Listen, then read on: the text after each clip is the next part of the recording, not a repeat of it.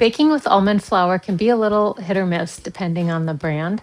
Some are finer, some are coarser, and that definitely affects how your baked goods are going to turn out.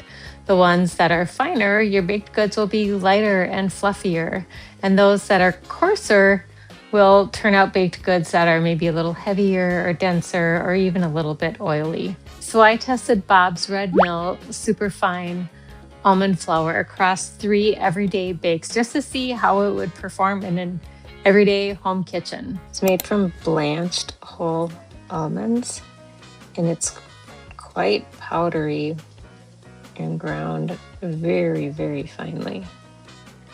What I really wanted to know was the texture. Would the baked goods come out soft and fluffy?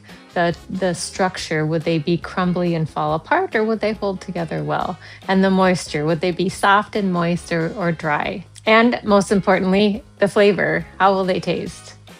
So I baked almond flour chocolate chip cookies, blueberry muffins, and a vanilla cake. First, the chocolate chip cookies. This dough is very thick and sticky. They held together nicely. They were just as thick as I pressed them out to be. They don't feel crumbly. Oh, they feel soft. Oh, look at that. Look at how soft and gooey they look inside. I can feel the texture of the almonds in it a little bit, and I can taste it a little bit. They're not dense or heavy or oily at all. They had a light almond flavor, and they're definitely different than a traditional chocolate chip cookie. They're kind of their own thing. They're soft and moist and chewy and gooey inside, just the way that I like my chocolate chip cookies, that I would be happy to eat any day of the week. The muffins are so soft and tender. This batter stirred together very smoothly and is very thick. They puffed up nicely in the oven with a good bit of golden brown on top, and inside they're just soft and moist and light and fluffy. There's no heaviness or denseness at all. And the texture, there's no grittiness, there's no graininess. They honestly remind me of a typical blueberry muffin.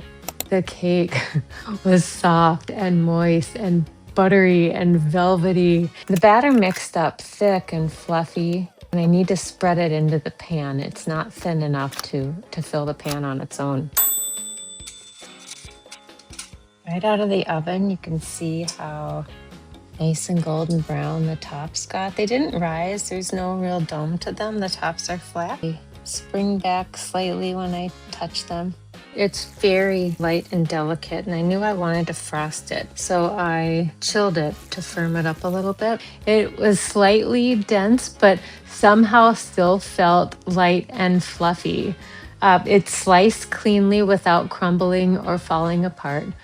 And honestly, it was just such a magnificent cake that I would be happy to bake and share with anyone for any special occasion. Across all 3 things that I baked, the texture, the moisture, the structure was all very consistent. Everything was soft and tender. There was no oiliness, there's no heaviness, there was no grittiness or graininess. Now, it's definitely different from traditional flour, but in a good way, so as long as you know to expect that. Overall, Bob's Red Mill Superfine almond flour performed very consistently across all the things that I baked, which is exactly what I'm looking for in almond flour.